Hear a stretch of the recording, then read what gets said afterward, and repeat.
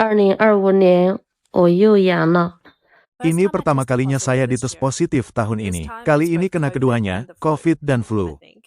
Saya rasa tenggorokan saya sakit sekali. Menelan terasa sangat nyeri dan saya demam naik turun setiap beberapa jam di malam hari disertai sakit kepala dan nyeri badan di sekujur tubuh.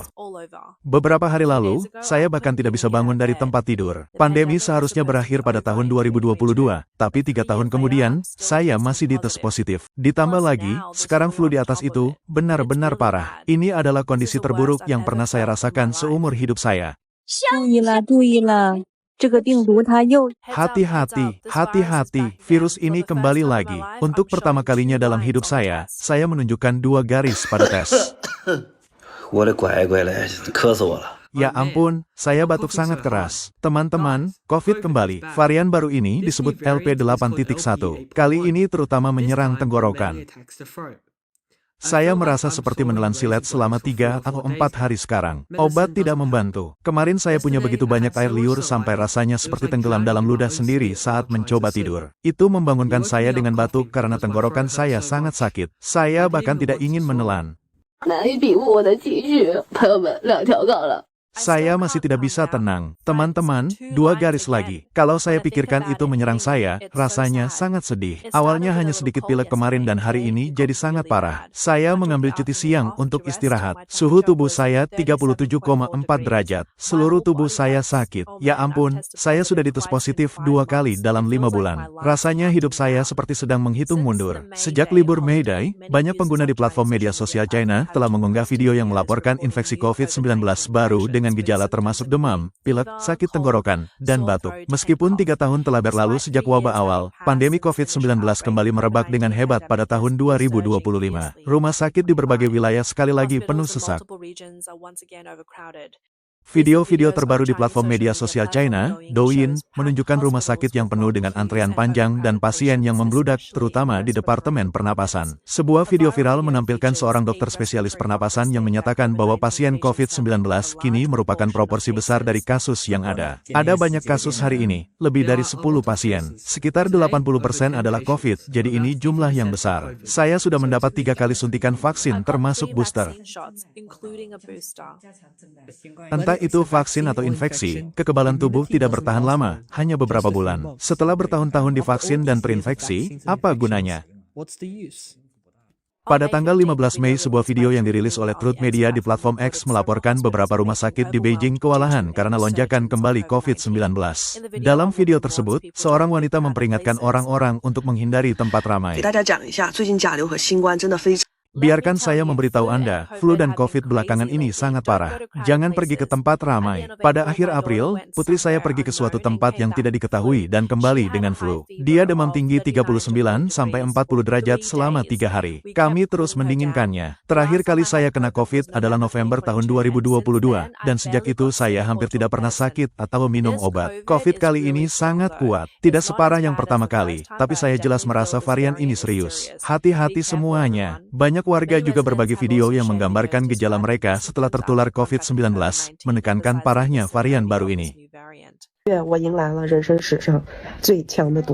Bulan Mei membawa varian terkuat dalam hidup saya. Kemarin, demam saya mencapai 40 derajat. Saya pusing, anggota badan saya lemas, dan saya mengalami sesak dada dan sesak napas. Ketika saya melihat 40 derajat di termometer, saya hampir melompat dari kursi saya. Itu pertama kalinya saya melihat 40 derajat di termometer.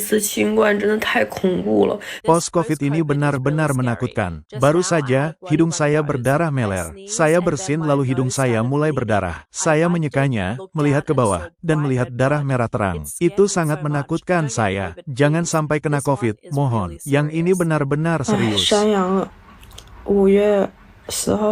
Ya ampun, ini tes positif ketiga saya. Pada tanggal 10 Mei saya mengunjungi kuil Ikuat dan merasa ada yang tidak beres. Malam itu, adik perempuan saya kembali dari kota dan pertama kali demam. Pada tanggal 11, sekitar pukul 7 malam, saya mulai demam tinggi. Dan keesokan paginya, tenggorokan saya terasa seperti menelan silet. Ini tes positif ketiga saya. Jika ini terus terjadi, saya rasa saya tidak akan berumur lebih dari 60 tahun.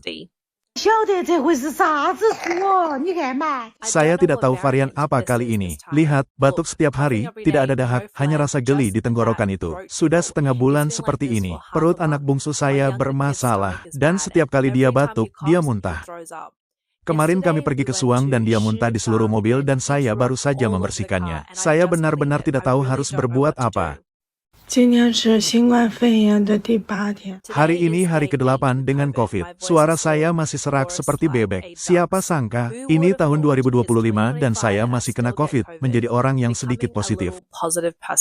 兄弟们，我已经阳了3天了。 Teman-teman, saya sudah positif selama 3 hari sekarang. Yang ini rasanya hampir sama seperti sebelumnya. Benar-benar buruk. Saya kembali ke kampung halaman saya di pedesaan saat libur hari buruh. Mungkin ibu saya yang pertama kali tertular. Dia mendapat gejala pilek dan merasa sangat tidak enak badan. Lalu saya tertular. Kemudian anak laki-laki saya, anak perempuan saya, dan istri saya. Semuanya dengan gejala COVID. Pilek, demam, nyeri badan, merasa sangat buruk. Saya tidak tidur nyenyak selama 3 hari. Hanya sekitar 2 jam setiap malam. Komentar membanjiri internet menggambarkan penderitaan mereka. Baru saja mengalami sakit kepala hebat yang tidak biasa. COVID menakutkan. Tenggorokan saya sakit saat berbicara. Bahkan kapsul ibuprofen lepas lambat tidak membantu. Saya sudah batuk selama sebulan. Ini mengerikan. Tenggorokan saya terasa seperti menelan silet. Seluruh keluarga saya sakit. Penyakit ini serius. Khususnya, lonjakan perhatian baru-baru ini terhadap situasi COVID di China dipicu oleh diagnosis penyanyi Hong Kong, Eason Chan, dan penundaan konsernya.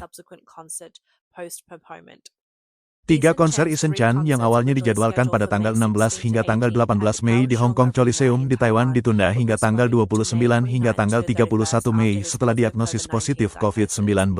Perusahaan manajemennya, Universal Music, mengumumkan pada tanggal 15 Mei bahwa Chan jatuh sakit pada malam tanggal 14 dan didiagnosis COVID-19 sehingga harus menunda pertunjukan segera untuk pemulihan. Eason Chan menyatakan penyesalannya di Weibo, menyatakan setelah menunggu 12 tahun untuk Hong Kong Coliseum, saya tidak pernah menyangka akan tumbang oleh virus dalam semalam. Berkat efek selebritas, berita ini dengan cepat menyebar secara online. Para penggemar menyatakan simpati untuk Chan sementara publik terkejut dengan kemunculan kembali pandemi COVID-19 yang tampak jelas.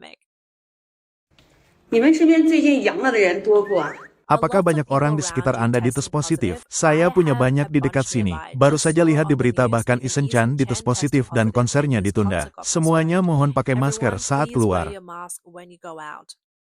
最近大家还是把口罩戴上吧，又有点严重了。 Semua orang harus terus memakai masker. Ini semakin serius, terutama di Hong Kong. Masih banyak kasus parah dan lebih dari 20 kematian dilaporkan. Saya tidak banyak keluar belakangan ini, dan saya mengalami sakit tenggorokan dan demam ringan baru-baru ini. Mungkin saya juga tertular. Saya katakan di video terakhir saya, semua orang harus terus memakai masker. Situasi Hong Kong serius, tetapi banyak orang tidak tahu apa yang terjadi. Saya baru melihat info ini setelah libur hari buruh. Tidak ada info di Douyin. Saya harus mencari tahu di tempat lain. Kasus mulai meningkat pada bulan April di Hong Kong dan Shenzhen. Karena kasus parah dan kematian di Hong Kong lebih tinggi, orang-orang sekarang lebih memperhatikan. Banyak yang mengabaikannya sebelumnya, mengira itu hanya pilek biasa bercampur dengan flu dan adenovirus. Masker tidak sepenuhnya menghentikan infeksi, tetapi membantu, kan? Kasus paling parah dan kematian di Hong Kong adalah orang tua atau mereka yang memiliki kondisi kesehatan bawaan. Ada juga beberapa kasus parah pada anak-anak. Beberapa anak yang biasanya sehat juga menjadi sangat sakit. Berdasarkan kasus-kasus di atas dan deskripsi wanita tersebut, wabah sebenarnya sudah dimulai sejak lama. Namun, seperti biasa, Partai Komunis China, PKC, memilih untuk menutupi kebenaran lagi, dengan sengaja menekan informasi terkait. Hal ini menyebabkan sebagian besar masyarakat tetap tidak menyadari dan gagal mengambil tindakan pencegahan. Selain itu, libur May Day menyebabkan lonjakan perjalanan dengan tempat-tempat wisata yang ramai, semakin mempercepat penyebaran virus. Jika bukan karena konser penyanyi Eason Chan yang ditunda menarik perhatian publik, kebenaran tentang gelombang infeksi ini mungkin masih sebagian besar tidak diketahui. Pada tanggal 16 Mei menyusul berita tentang diagnosis COVID-19 Eason Chan, topik lonjakan kasus COVID-19 di China daratan dengan cepat menjadi tren online. Komentar dari netizen di seluruh negeri mengatakan bahwa ini sudah menjadi wabah besar di China daratan. Seorang pengguna dari Jiangqi melaporkan penutupan sekolah sementara yang lain di Beijing mengatakan epidemi telah berlangsung tetapi orang-orang sudah berhenti peduli. Di platform X, seorang pengguna menulis, COVID-19 tidak pernah benar-benar menghilang di China. Dari tahun lalu hingga tahun ini, para pejabat PKC telah menekankan wabah flu, terutama H1N1, dengan banyak kematian dilaporkan. Banyak yang mengatakan itu adalah flu atau COVID, tetapi dilarang mengatakannya. Sekarang, PKC melaporkan peningkatan kasus COVID mungkin merupakan wabah besar yang tidak dapat lagi disembunyikan. Komentar tersebut mengatakan PKC adalah penyebab di balik bencana ini. Bapak Leo, seorang warga Shanghai, mengatakan kepada media barat bahwa informasi epidemi lokal sangat dikontrol dengan rumah sakit menolak mengatakan pasien memiliki COVID-19, hanya menyebutkan penyakit bawaan. Dokter juga menghindari mengkonfirmasi diagnosis. Seorang netizen di Hangzhou mengatakan mereka telah diperintahkan untuk bekerja dari rumah karena wabah. Yang Ye dari Zibo, Santong, mengatakan kepada media asing bahwa gelombang infeksi melanda pada akhir Maret hampir merenggut nyawanya. Saya sudah beberapa kali terkena COVID sebelumnya tanpa perlu perawatan infus, tetapi kali ini saya tidak tahan. Saya terbaring di tempat tidur selama setengah bulan dengan gejala pernapasan dan paru-paru, hidung tersumbat, dahak, demam berulang, dan nyeri paru-paru saat bernapas berat. Saya lebih baik sekarang, tetapi belum pulih sepenuhnya, keluhnya. COVID tidak pernah berakhir. Itu tidak pernah benar-benar hilang. Rumah sakit tidak mengakuinya. Ini COVID, jadi semuanya dirahasiakan. Ini terlalu sulit. Infeksi tidak bisa dihindari. Hanya masalah waktu. Seorang orang tua muda dari Zibo mengatakan bahwa seluruh keluarganya tertular COVID selama libur May Day. Anak-anak pulih dengan cepat dalam 4 hingga 5 hari, tetapi mereka sendiri membutuhkan 10 hari. Gejala lebih ringan dari yang pertama kali, tetapi tetap berat dengan batuk yang berkepanjangan dan kemungkinan pneumonia ringan. Seorang pria dari Suzhou yang berbicara dengan nama samaran Li Kang mengatakan bahwa anaknya yang hampir berusia 1 tahun juga tertular COVID yang didiagnosis pada tanggal 14 Mei setelah demam tinggi. Anak itu kemungkinan tertular dari neneknya yang tertular dari tetangga yang terinfeksi. Pria lain dari Baoji, Shangxi, menggunakan nama samaran Chang, mengatakan kepada media asing, akhir-akhir ini banyak pilek. Banyak kerabat dan teman mengalami demam dan gejala seperti saat epidemi sebelumnya. Dokter hanya menyebutnya pilek, nama yang berbeda. Dia menambahkan, banyak orang meninggal di sini. Bertahun-tahun lalu, puluhan meninggal karena penyakit paru-paru putih. Baru-baru ini, 5 hingga 6 orang meninggal di kota kami. 1 orang baik-baik saja sebelum tidur tetapi tidak bangun keesokan paginya. Yang lain mengalami pilek dan demam tinggi yang tidak pernah turun dan akhirnya meninggal. Bapak Zhong dari Zhongshan mengungkapkan bahwa wabah telah berlangsung setengah bulan di daerahnya. Beberapa teman sekelasnya yang berusia 70-an, yang sebelumnya sehat, tiba-tiba meninggal. Kematian ini dirahasiakan dari pengetahuan publik. Pada tanggal 12 Mei, Pusat Pengendalian Penyakit Distrik Chaoyang Beijing mengumumkan tren peningkatan aktivitas COVID di daerah tersebut. Meskipun ini tidak dilaporkan oleh media dan tidak diperhatikan oleh publik. Dalam beberapa hari terakhir, lebih banyak media daratan mulai melaporkan lonjakan tersebut. Laporan menunjukkan kasus COVID-19 di China telah mencapai puncak baru, menjadi patogen utama dalam kunjungan darurat tanpa tanda-tanda penurunan.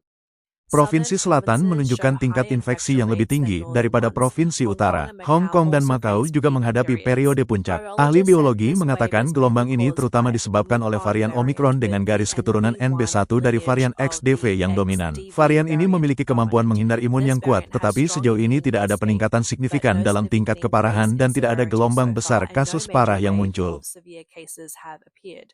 Sebelumnya pada tanggal 8 Mei CDC China merilis data pengawasan nasional untuk infeksi pernapasan akut pada April tahun 2025. Hasil menunjukkan peningkatan tingkat positif tes COVID-19. Tingkat positif asam nukleat di antara pasien rawat jalan seperti flu meningkat dari 7,5% menjadi 16% dan di antara kasus infeksi pernapasan akut parah yang dirawat di rumah sakit dari 3% menjadi 6%.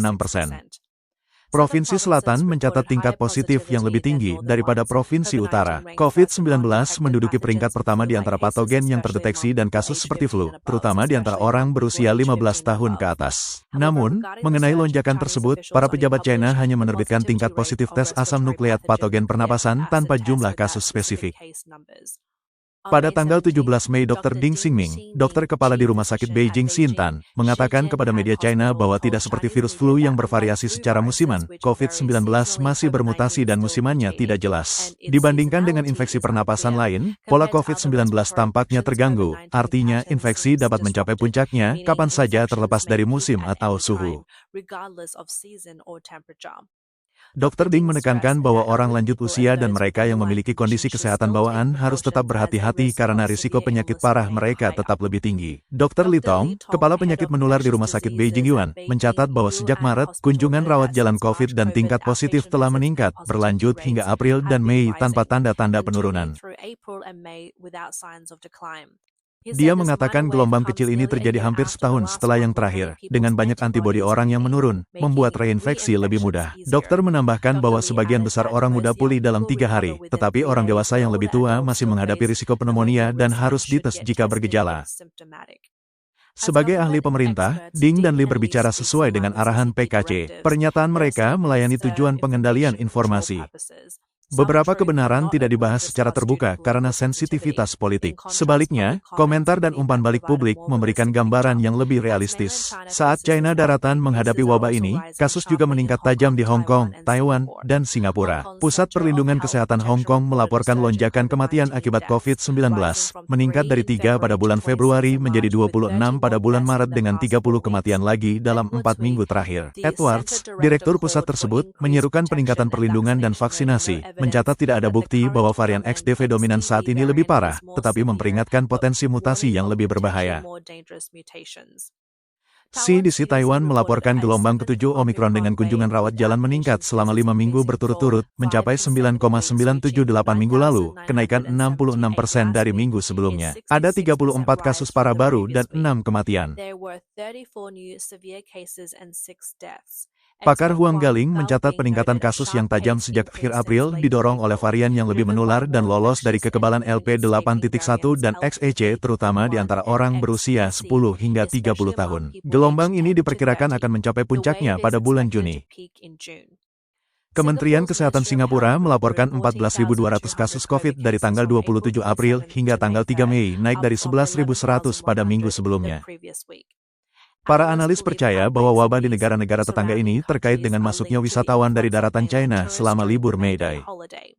Situasi ini mengingatkan pada hari-hari awal pandemi pada akhir tahun 2019 ketika pihak berwenang PKC menutupi wabah dan membiarkan virus menyebar tanpa terkendali. Pada akhir tahun 2019, Wuhan melihat kasus pertama sementara pemimpin PKC Xi Jinping menyerukan tahun baru yang gembira dan damai. Pihak berwenang setempat menyembunyikan kebenaran dan bahkan mengadakan perjamuan besar. Dr. Li Wenliang, pelapor, ditegur oleh polisi karena menyebarkan informasi palsu. Virus segera lepas kendali, menjadi pandemi global. Kebenaran, jumlah kematian tetap tidak diketahui. Selama era nol COVID, penguncian ketat menyebabkan penderitaan dan kematian akibat kurangnya perawatan. Pada bulan Desember tahun 2022, China tiba-tiba mengakhiri kebijakan tersebut, memicu wabah besar yang membanjiri rumah sakit dan rumah duka. Sejak itu, data pemakaman resmi dihentikan publikasinya, menimbulkan kekhawatiran tentang transparansi dan penyembunyian data. Konsekuensi dari wabah tahun 2025 masih berlangsung. Apakah PKC akan memberlakukan kembali penguncian, atau terus menekan informasi masih belum pasti di bawah kendali dan distorsi informasi yang ketat. Masyarakat harus tetap waspada untuk mencegah terulangnya bencana masa lalu.